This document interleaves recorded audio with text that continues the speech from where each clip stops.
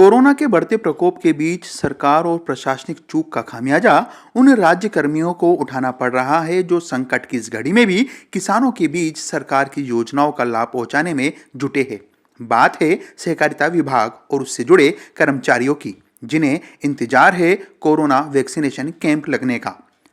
विभाग के मंत्री से लेकर प्रमुख सचिव तक इसके लिए स्वास्थ्य महकमे से पत्राचार कर चुके हैं, लेकिन नहीं लग पाया अब तक कैंप। ये स्थिति तब है जब विभाग के कुछ कर्मचारी कोरोना के चलते काल का ग्रास बन चुके हैं।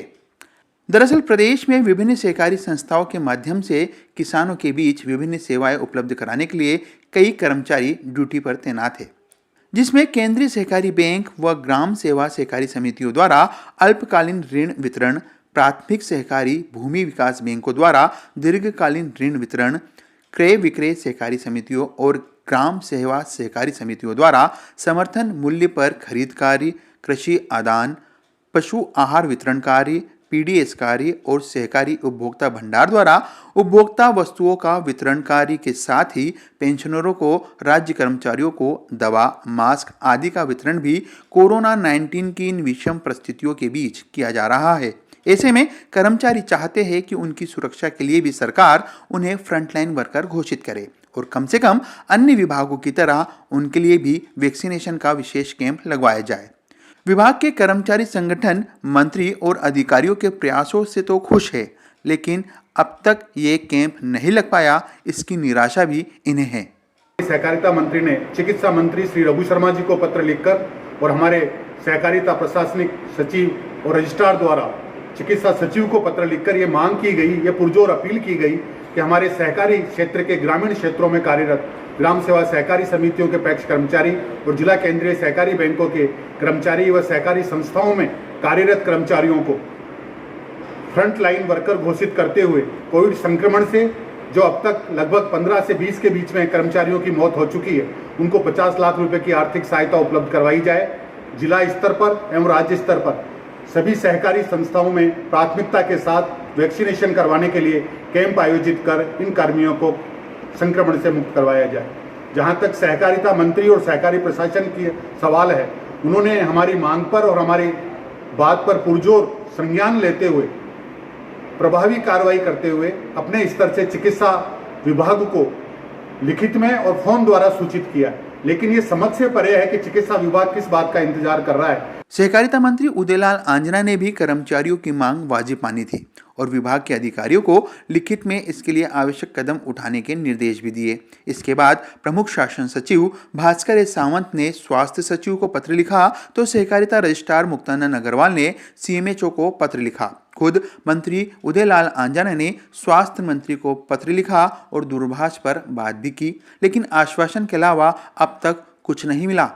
पत्राचार के इस कार्य को लगभग 5 दिन से ज्यादा बीत चुके हैं, लेकिन स्वास्थ्य विभाग से आश्वासन के अलावा अभी कुछ नहीं मिल पाया। यही कारण है कि कर्मचारियों का रोष अब फूटने लगा है और वो ये कहने से भी नहीं कतराते कि जब मुख्यमंत्री और सरकार इन विकट परिस्थितियों में भी किसानों के ऋण वितरण से लेकर फसलों की खरीद और अन्य कामकाज की समीक्षा करते हैं, तो फिर बिना कर्मचारियों को सुरक्षा दिए ये काम सही समय पर हो जाए, इसकी उम्मीद कैसे की जा सकती है।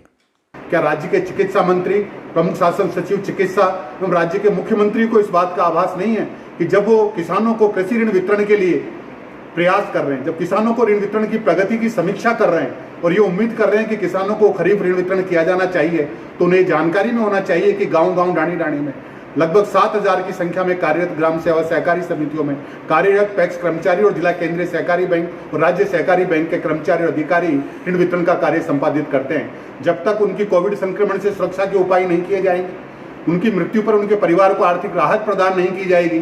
तब कैसे ऋण वितरण की प्रगति संभव हो पाएगी। नहीं चाहते हुए भी ऋण वितरण पर और किसानों के हितों पर इसका नकारात्मक प्रभाव पड़ना स्वाभाविक है। कोरोना की दूसरी लहर में विभाग के कुछ कर्मचारियों की मौत भी हुई। बीते एक पखवाड़े में 9 से अधिक पैक्स कर्मियों और एक केंद्रीय सहकारिता बैंक के शाखा प्रबंधक अपनी जान गंवा चुके हैं।